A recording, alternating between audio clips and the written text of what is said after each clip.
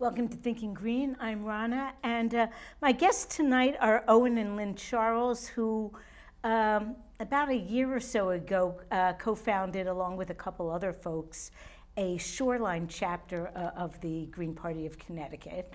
And you know, this is our next to the last show before summer vacation. So we're going to talk about green issues, green campaigns, and I don't know, all kinds of interesting stuff. So welcome, Owen and Lynn. Thanks. Thank you. I guess maybe I'll start out and just ask about the beginnings of the Shoreline Green Party, like why it got started and what it's done in its first year. Well, I don't even know if you remember, but we decided to hang up banners over I-95 to say, let Jill into the debates. And Owen and I and Madeline Leveley and Jim Connolly were all talking. And I said, you know, I think that there's got to be an outlet that's better than standing over the interstate. And it was, of course, after the election, right, where it really kicked in. And Owen took the lead on it. And yeah. And we had all been in Occupy together, and then in the Bernie movement together, and had a lot of banners from back then. And yeah, it was a next progression in my eyes for a mass movement. And I see the Green Party as a great place to use as a vehicle for continuing to build a mass movement. So after the Bernie campaign was undermined and did not go forward, it seems like the logical place to build a movement. Now there's a lot of discussion about People's Party and other alternative parties, and we can talk about that, but I found it convenient, and I found it the logical place to land because it's an existing party, and there's good people in the Green Party, and yeah, it's not perfect. There's things that can be changed and improved, but it's in almost all 50 states. It's in 100 countries. It is in all 50 states, I think, but it wasn't on the ballot always in all 50. Right, and I think it isn't quite on the presidential ballot in every state, but I agree that one of the challenges with moving from a movement to having an electoral voice, not that you can ever eliminate either piece of it, is that there are very stringent laws in place, and so a new movement just can't get their candidates onto the ballot. Right. You know, you need an infrastructure to do that. And some people like to do that, and some people don't. I feel like I'm in between. I really feel like an activist movement out in the streets is a better vehicle for change. But I think, as Noam Chomsky says, you know, he's an anarcho-syndicalist, and people ask him, why do you believe in getting involved in electoral politics? He said, as we still have some semblance of democracy in this country, we should utilize that avenue to try and affect change, even if it's just incrementally.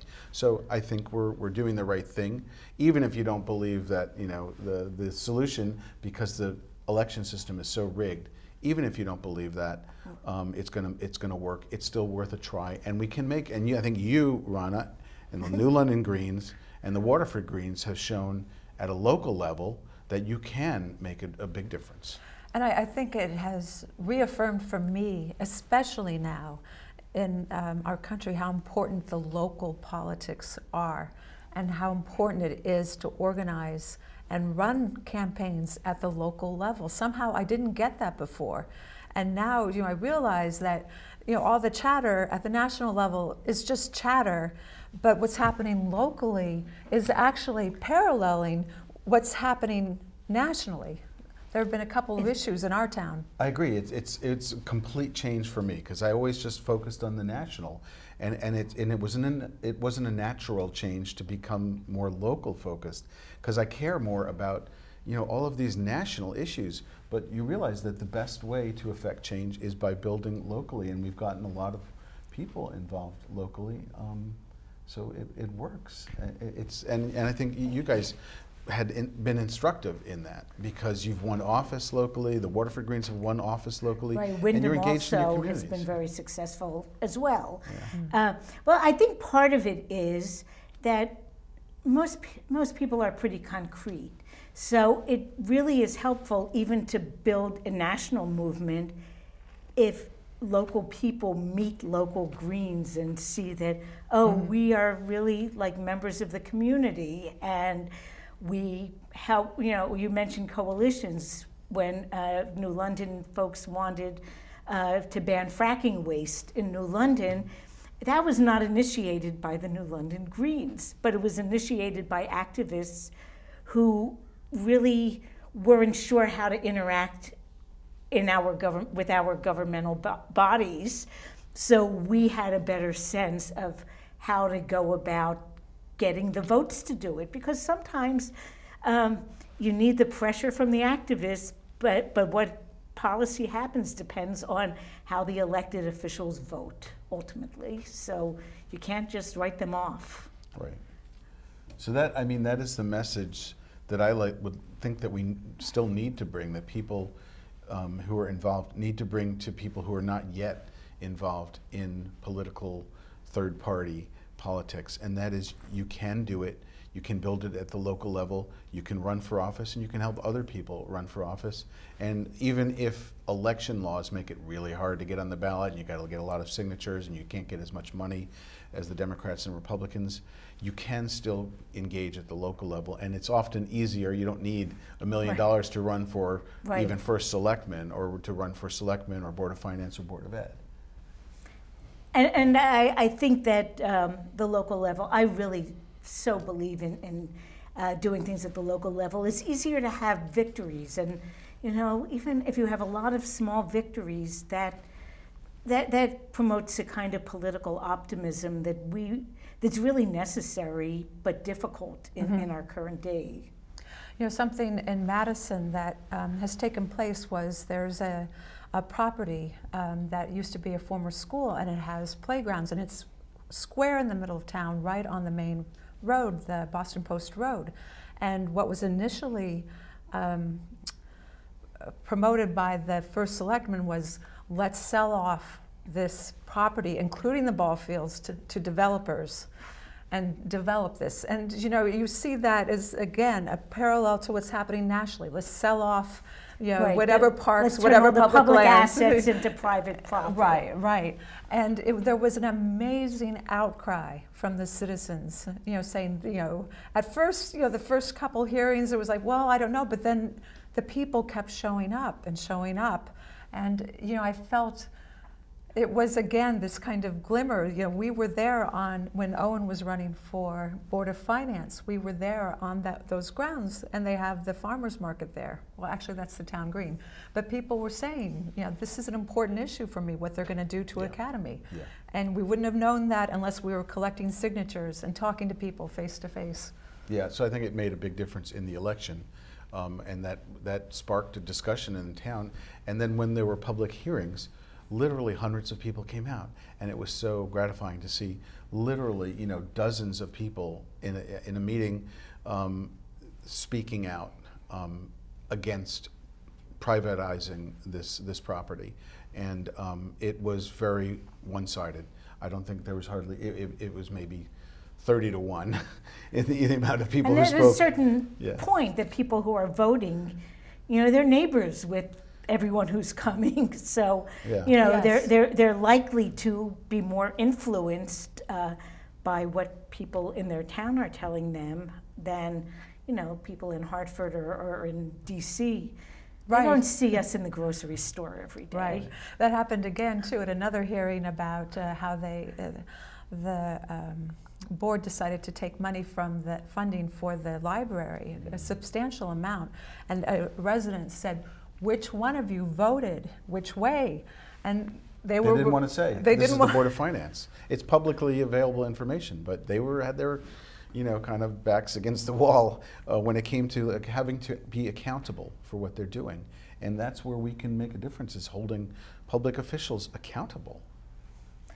Now, in the year that you've existed, now I heard about the Madison case. What kind of things have you done, and what area have you organized in?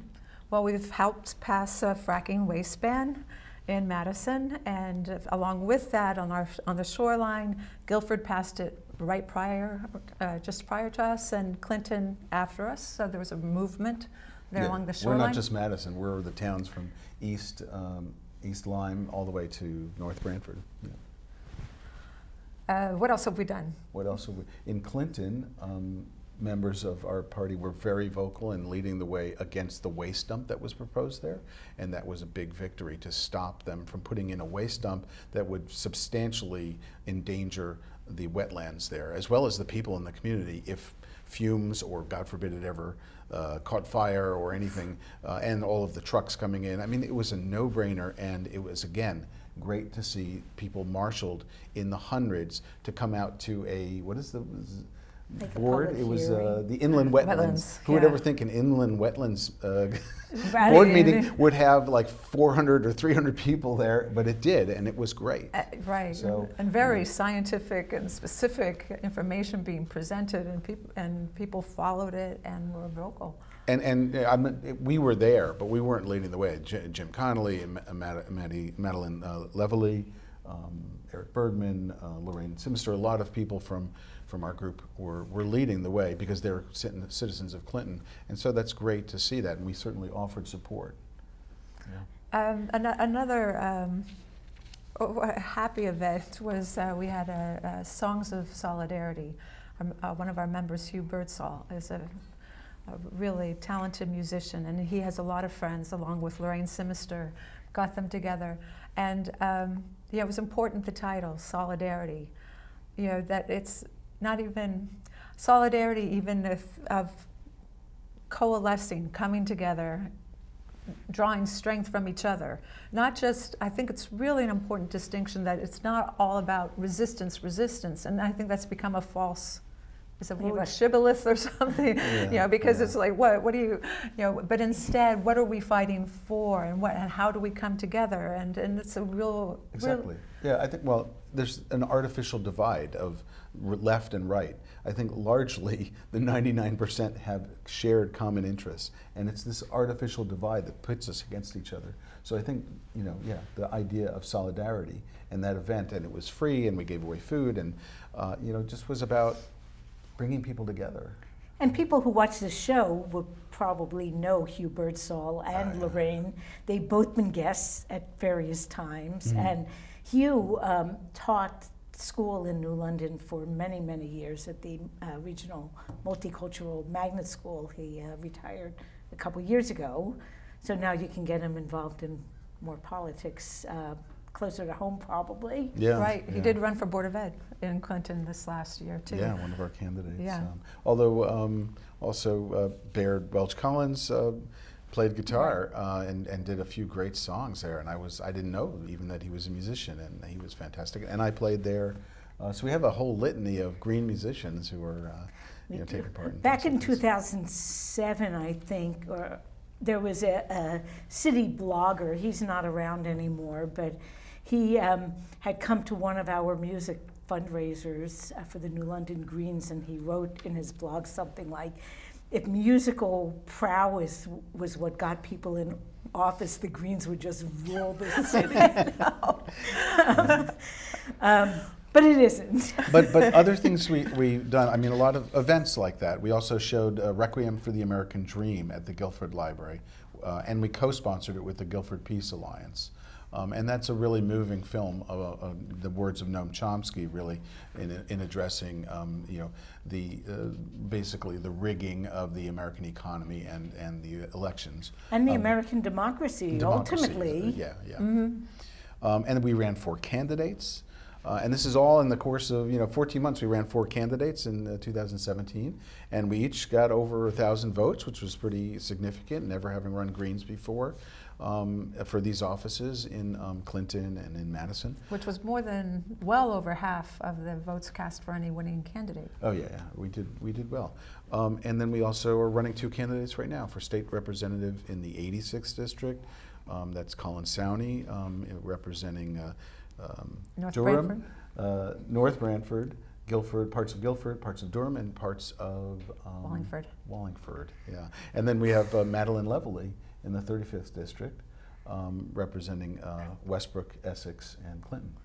Westbrook. Killingworth and Clinton. Westbrook, yes. You know, it is really complicated, and maybe we should talk a little bit about how, you know, some of our election rules in the state and also federally really kind of do a disservice to voters. You know, I think about for state rep, the assembly seats, New London is not very complicated. You know, my district is 2/3 of New London, and the other one is, you know, half New London, half Groton. But I see other districts that are crazy, and our state Senate district is New London, Waterford, East Lyme, part of Montville, and a sliver of Basra.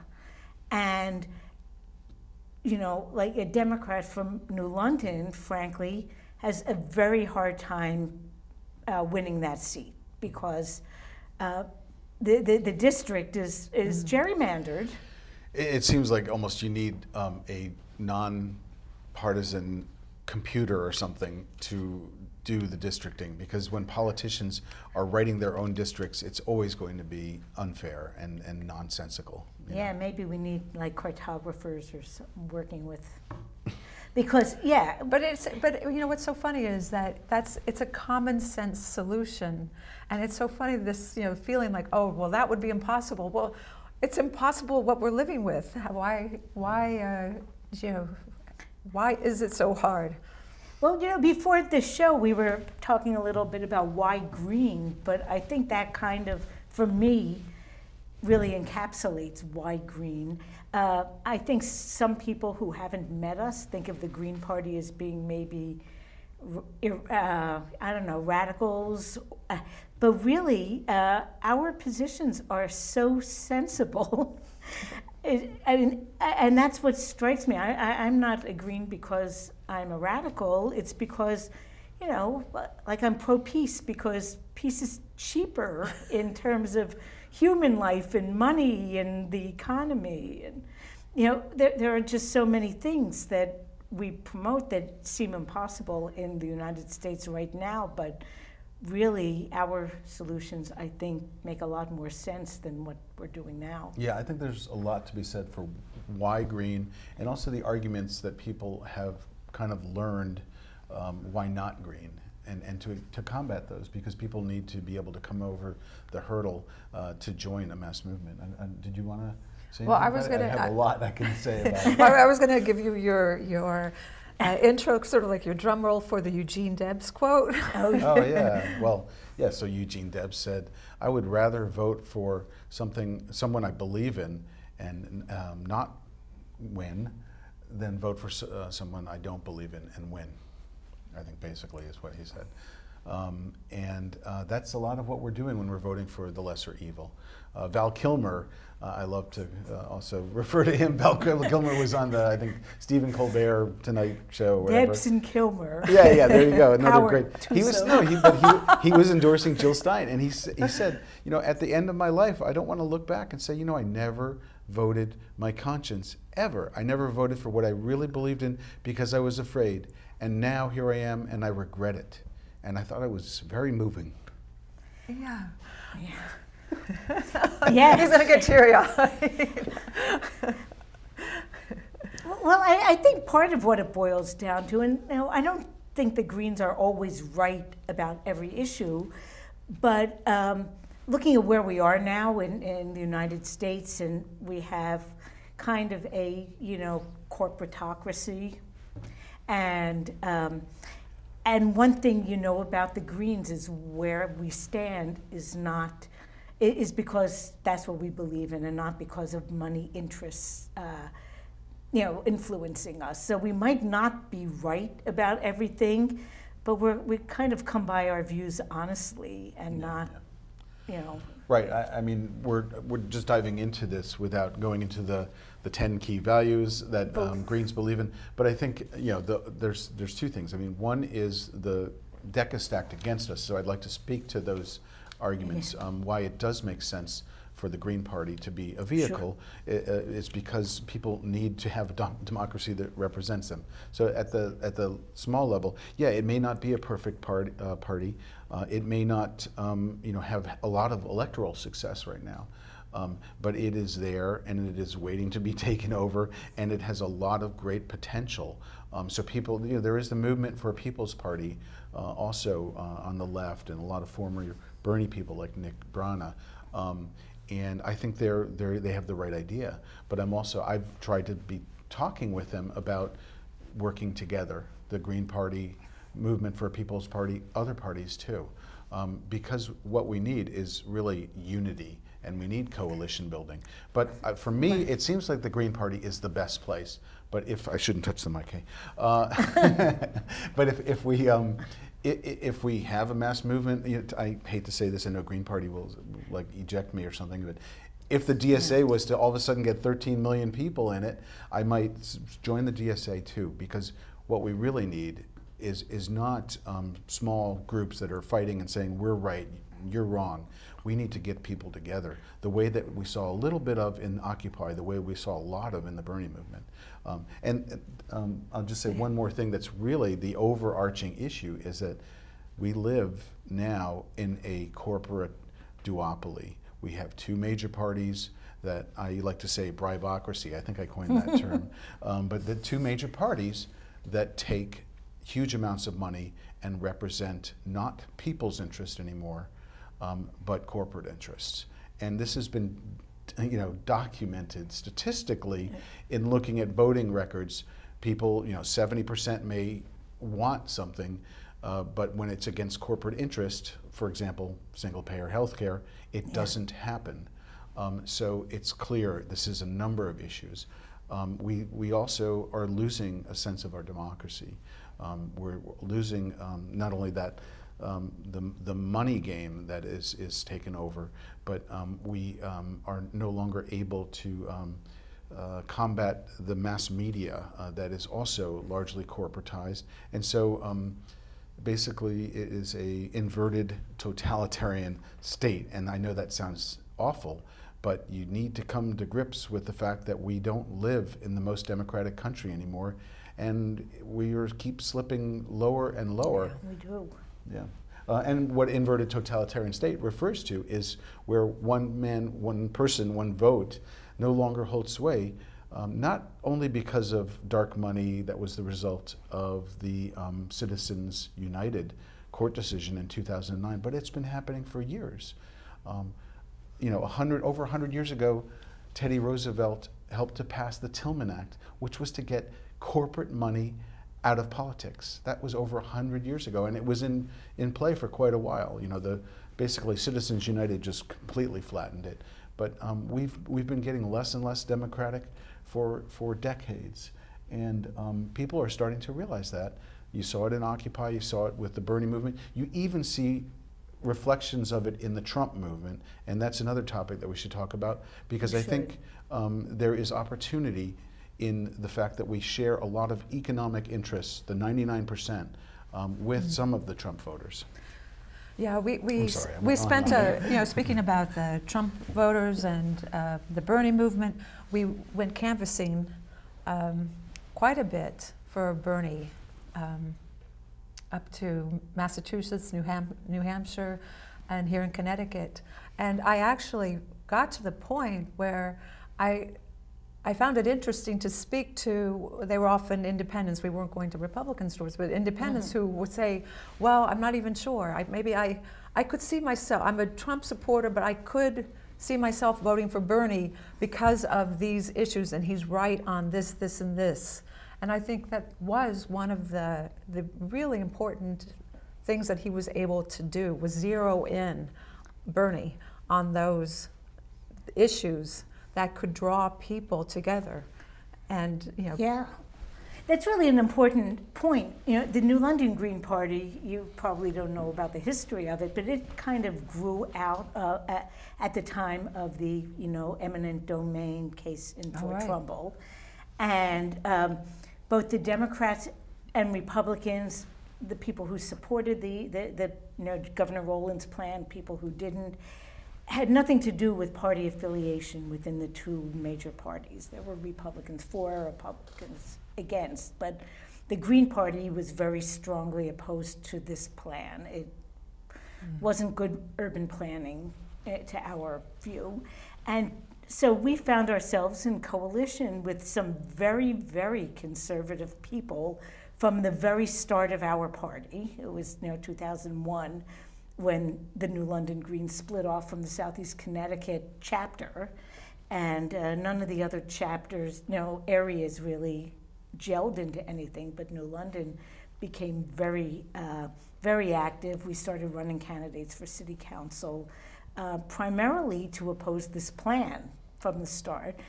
And to this day, we get votes from people who really disagree with us on a lot of our social justice issues, or single-payer health care, and Black Lives Matter, but who know that we're not taking money. I mean, even though we ask for union support, we won't take their money. Right. And they'll often vote for us because they feel like it's more important to have honest representatives than someone who really agrees with you about every single detail. And I think that points out that there are loads of issues that we can find that we agree on that are important. And it's important to emphasize those when you're coalition building or movement building, rather than nitpicking at the sore areas where you disagree. And if you want to build a coalition of the 99% or even the 80% or 51%, which is enough to win an election, you need to have that approach and not be saying, oh, well, you're not right on this issue for me, so I don't want you as a voter, I don't want you as a member of my party. It's important while we do have some, certainly in the Green Party 10 key values, and it's a great unifying platform that can be expressed in locally decentralized ways, and as well, as you said, it can be expressed in specifics according to the needs of the community. So sure. For us, it may be the Academy School and not privatizing, and it may not say that specifically on there, but that's how it plays out. So I'm not saying you change things on the 10 key values, but on the other hand, when you're going door to door, like you're saying, you get voters who will vote for you, even if they don't, they say, well, I'm not so crazy about this one. Yeah, they might not like every single bullet point. But that's not how politics works. We're never gonna win people if we've got to have them believe everything. And so I think part of it is we also have to combat the fact that there's so much money, there's so much mass media, and the deck is stacked against us in election laws, that we really need to be the best party in listening to people and appealing to the public, and we're positioned to do that. I think one advantage that we have when we focus on local government as well is we can run literally the best candidates who are on the field. I don't think that's true in a higher level campaign necessarily, because we are tapping into a much smaller pool than the Republicans and Democrats. But on a local level, we can attract people who are really great candidates. And we've gained a lot of support during campaign times because some individuals have thought, wow, these people are really bringing something new to the table. Yeah, there's some impression I have, and it feels that the Green candidates are, that they have a certain vitality because you have chosen to be an outlier, and that there's something really important about that. Whereas if you're a party candidate, you sort of have come along with a whole pre-programmed headset on. And I often sense that that's what's happening in the campaigns themselves, that there's a lot of, be sure and emphasize this, or don't, be sure and don't mention military buildup, or don't mention paper ballots, or don't mention, any of these, gerrymandering, Yeah. And not to mention the Democratic Party has been the death of every progressive movement that ever tried to survive within it. Not to be harsh, because I still have a lot of friends and family who are hoping to reform the Democratic Party, but after 40 years, I am done with it. I've seen too many progressive candidates and movements basically killed within the Democratic Party, and you're still seeing it happen now with the Bernie movement and people trying to get progressive candidates into primaries and to win primaries, and the Democratic leadership is stacking the deck against them. It's not only undermining democratic small d values, but it's shameful and unethical. And I don't see how people, well, I see how people can stay in a party like that because it's a dominant party, but I see our case being made to move out of that party on a daily basis by the actions of the Democratic establishment. You know, I was a Democrat for 30 years from, well, I didn't register to vote till I was 24 because the age was 21 when I turned 18, and then I was living out of the country until I was 24. But from 1974 to 2004, I was a Democrat, and it was really the Democrats' actions in local politics, even more than national politics, that I just couldn't live with anymore. And it's been liberating, and I never look back. Yeah, you're in a more of a Democratic stronghold, so that's more the case. I would say, for example, in Madison, it's more of a Republican stronghold. So there's a sense of shared struggle with some of the local Democrats there, and I don't see them as problematic to me personally as the national party. And the fact that at the local level, there's not a lot of corporate money handling, and at the national level, it is, and it's what's stifling our democracy. It's interesting talking to, I talk regularly to my parents who are both Republicans, and it's interesting, they're in their 80s, and my father will get on the phone and say, now tell me again, why are you a Green when you just don't have a chance of winning an election? And so I think, and then he also thinks that if you're a Green, it's only about the environment, and so countering that and saying, Dad, it's more than that.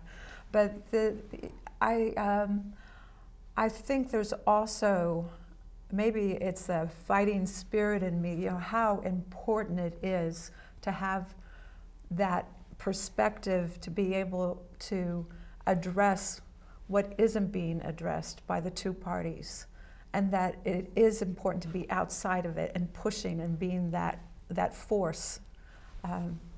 And it's liberating to not feel constrained by the dominant kind of conceptual framework that you can't buck the system, that you need millions of dollars to win, that you have to sell your soul to do that. And instead, and people like Bernie showed that in fact you don't need corporate money to win. And in fact you can do it a different way, and you can be a socialist and a lot of people will love you. But I think it also takes vision. You have to have a long-term vision, and that's part of it. And it's hard for people when you're constrained by the constant drum of mainstream media and corporate media that you have to, this is all that can happen. It's never going to happen the other way. It gives people a sense that, well, yeah, you're crazy. This is a pie in the sky that you're asking for. Free college or $15 an hour.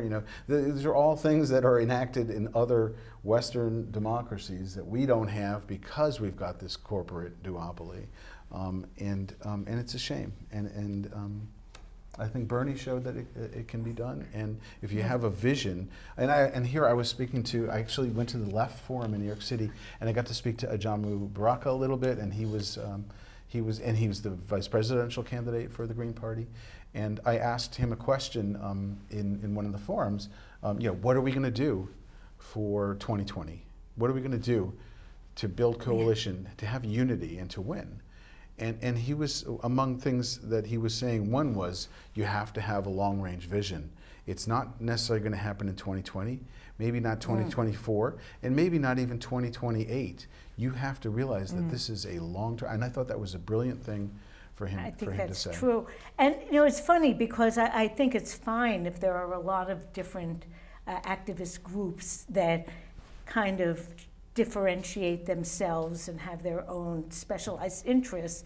But the way electoral politics is organized in this country is not parliamentary. You can't get minority seats the same way you can in most European countries or in Canada.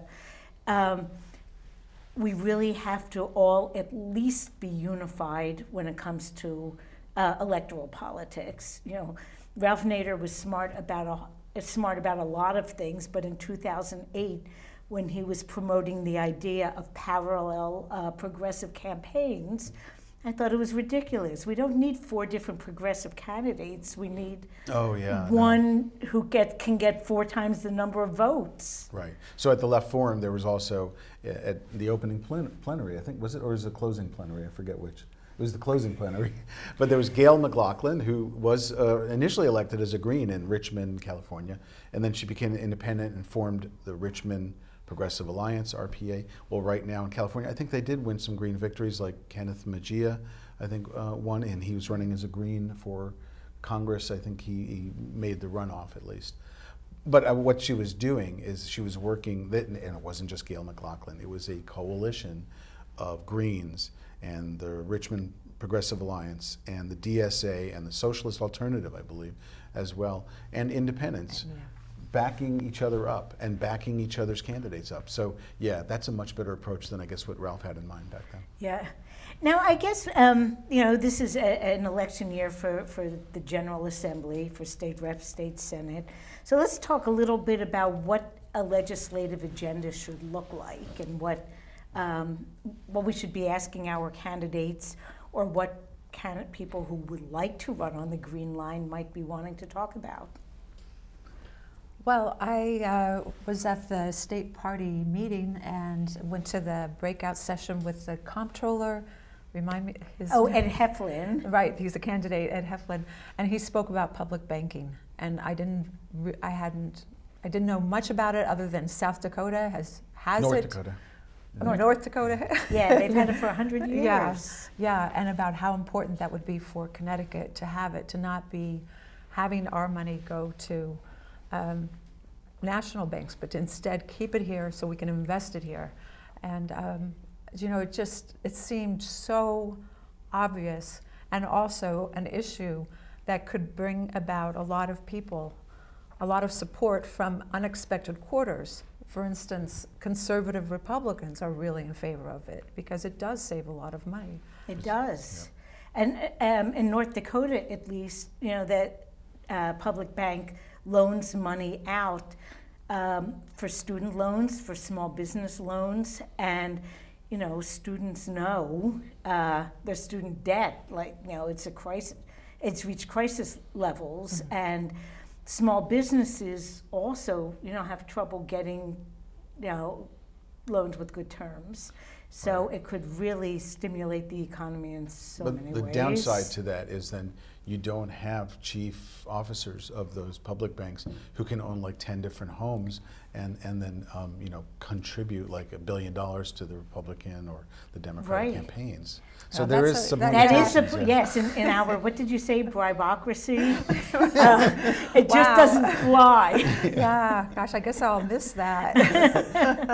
But I mean, I've lived in Europe before, and they do that throughout Europe. They've got public banks, they've got postal banking, where post offices serve as banks. And that would be a great, you know, congressional or senatorial candidate issue, because you know, the U.S. Postal Service has been under such fire, and it's unjustified, for almost, you know, totally unjustified.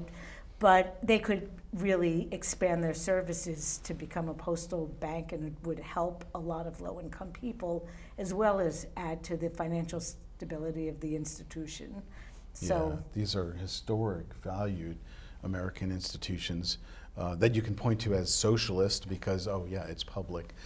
But you know, it's historic, and it's a shame to see it under attack, and both parties at times trying to privatize it, and instead we should be expanding it and using it for postal banking, using it for other services to adapt to the 21st century. You know. Well, I might be, you know, my interest in land use stuff might be showing here, but I think we've lost in this country an appreciation of the concept of the commons, and it might partly be related to the suburbanization of the you know, living arrangements in cities. Common spaces are really important because people really don't have much private space. That isn't necessarily true if you live, you know, out in the, you know, outer reaches.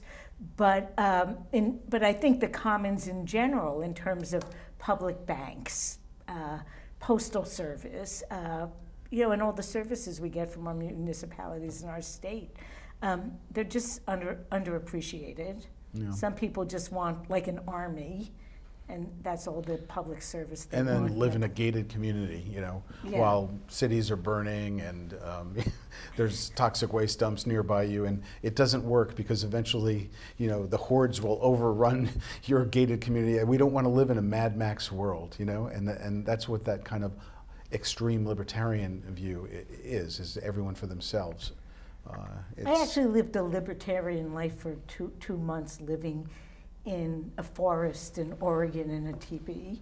No electricity, no plumbing, no fire department.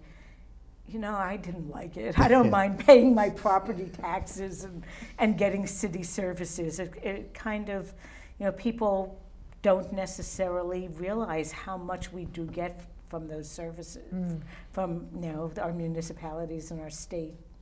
Yeah, social Darwin take aside, you know, not everyone for themselves, dog eat dog world.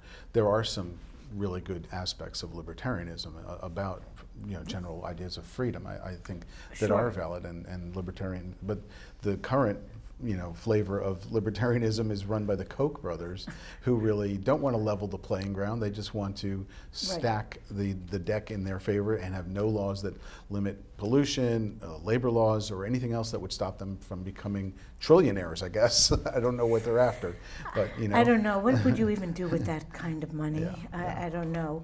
So what other legislative items would you think of that we should be, you know, considering this election cycle? So obviously one that comes to mind with the recent enactment in Maine is ranked choice voting, which I think one thing that almost universally is loved by Greens or anyone who wants to vie as a third party, but also has some support within Democratic and Republican camps, because it can open up the diversity of candidates within those parties as well.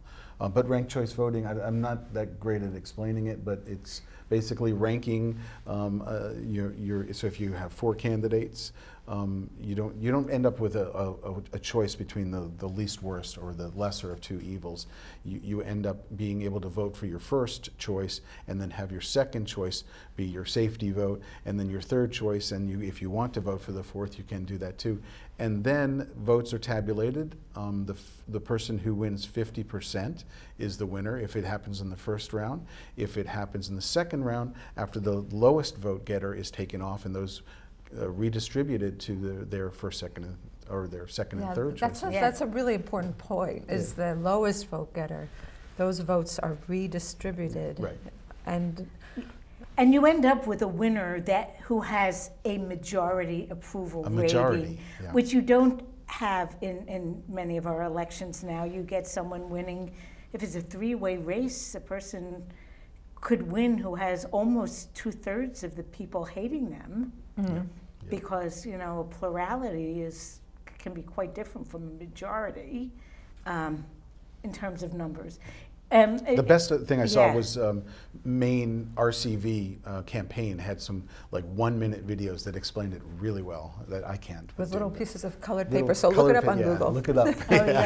Really well. And, you know, I would like to see that happen on local levels too, because the only concern I've heard about ranked choice voting that I think might be valid is that voting has to be centralized, because in different towns, your last place person who gets redistributed isn't necessarily the same person. So just dealing with a secure chain of custody of ballots, getting to that centralized spot. So I'd love to see it happen in Connecticut municipalities that only have 2 or 3 polling spots, and like work those wrinkles out and But it move is it already, up. it just started being used in the state of Maine, and that was done by referendum, I believe, by the people I think it of Maine, was. last year. But I understand it's been used in Minneapolis, I think, for some It was time. used in San Francisco, I think, for quite a while. And in So other countries, I believe, as well. we So, actually yeah. almost had it in New London. And we use it in the Green Party And we use it in the regularly. Green Party. So it, yeah, we It's know a it way to works, it have can be done. a runoff without having to, get people to the polls a second Right. time. It's often called instant runoff voting as well, right? So so that's something that all of us minor parties can agree on, because we're very disadvantaged by the current system. People will vote for the candidate that they perceive, who they like better, who they perceive can win, as opposed to who they really like better. Right. So, getting Democrats and Republicans on board with that is the way we need to enact that in the state of Connecticut. It was passed, the national popular vote, I think, was passed in this last legislative session, which it's a no-brainer, and that was great. But ranked choice voting is really the next step, and that'll be a harder sell for political establishment figures. That's why I think it worked well in Maine to have it as a referendum, because the people chose it and they said, this is what we want. Some things do work better that way. And something else that I think a referendum would, the people are ahead of our legislature, is drug policy. Right. So, Yeah, I'd love to see, right, marijuana legalization, regulation. Yeah. Well, we've passed medical marijuana in the state 6 years ago now, I think, isn't it? I think it's 6 years ago. But now we seem to be falling behind the rest of the country. And it's a shame, because it's been brought up the last couple of years, and our leadership, Democratic and Republican, is generally not able to get it going. The overwhelming evidence is it's best handled through legalization, because it then becomes a public health issue rather than a criminal issue. And if you look at what's happened in Colorado, it's great to have that case example that statistics show that children under the age of 21 are not using it at a higher level. They're actually using it at a lower level, and that it's in a Washington Post article recently, and in a number of press outlets. But it's not only positive in terms of abuse and use by minors, but it's also positive effects on the economy. We would have $50 to $100 million at least more in the coffers for our deficit budget in Connecticut. and the budget is a huge issue. I wanted to add also that what I've heard from Colorado is that opioid deaths are down. Down, yeah.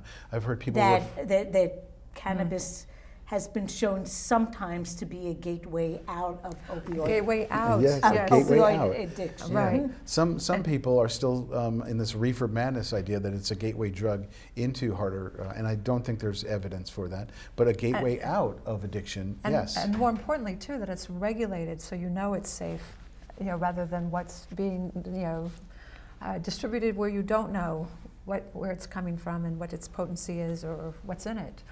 Right. Right, so it's regulated. And really, in that way, prohibition makes us much less safe. Finally, it's being acknowledged that a lot of what were called heroin overdoses were really fentanyl overdoses. And it's because, it isn't like what you buy at a drugstore. You don't really know what you got. Right. Well, I think we only have about 5 minutes left. So maybe you can let people know how they might get in touch with the Green Party if they wanted to either volunteer to help one of the campaigns, if they might want to run for office, if they... Right. And we're all about helping people run for office. And they don't have to be the best candidates or an experienced candidate. That's part of this grassroots democracy that we represent, is that we want regular people to step up, and we encourage you to do it. You don't have to be a millionaire like most members of Congress. You can be a regular person and make a difference, and that's what democracy is about. So ShorelineGreenParty.com or .org. is the best way to reach us, shorelinegreenparty.com. And you will also find our candidates pages there. We also have candidates, Souney for State Rep. .com, and it's SOUNEY for State Rep. And what towns? And that's in I know North it's Branford, complicated. North Guilford, Wallingford, and Durham. But parts of Wallingford and Durham. Well, but anybody anywhere could help out. Sure. And I won't say anything about contributions because we're not allowed to ask for that. Right. Theoretically, the volunteers are always welcome, and you can meet the candidates. And then there's Madeline Leveley. Oh my God, to spell that out. I think maybe you can put a lower third. No, you can't put a lower third on, can you? Because this is live. Okay, right. This is live. And I think it's like Reveille with an L. Right. Right. It's Yeah, Reveille that's for true. Leveley. Yes. Yeah. So MaDeleine, Can you tell I'm her campaign treasurer? Yeah. You've only written this 1,000 Madeline Leveley, times. 2018.com is where you can help out that campaign. I might forget. And we are on Facebook, and we're on Twitter. Yes. Shoreline Green Party. 2 minutes. And so I guess, yeah, we are almost out of time. We've got like 1 minute.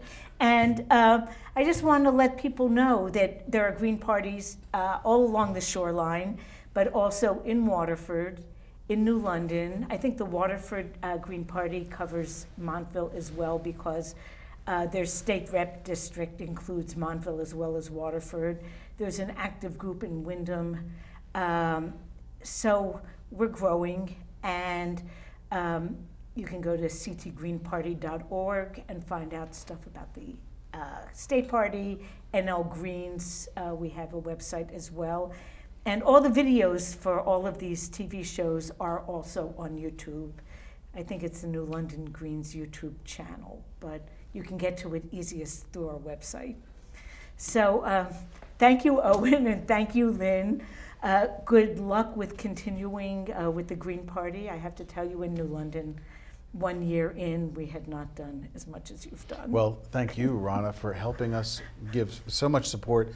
Whenever we need help, we're on the phone with you, or we're writing you emails. Yes, and even you're late helping night us, phone so, calls and other luminaries in the state Green Party have helped as well. But you've been really, I mean, we wouldn't have been able to do it without you. So that's what it's about, is working together, and you've certainly helped us to. And we can hopefully widen the circle. Yeah. Well, we'll be back next week. It'll be our last show before summer hiatus. I'm not sure what it will be about yet, but we will be live, and it'll be good. See you then. See you.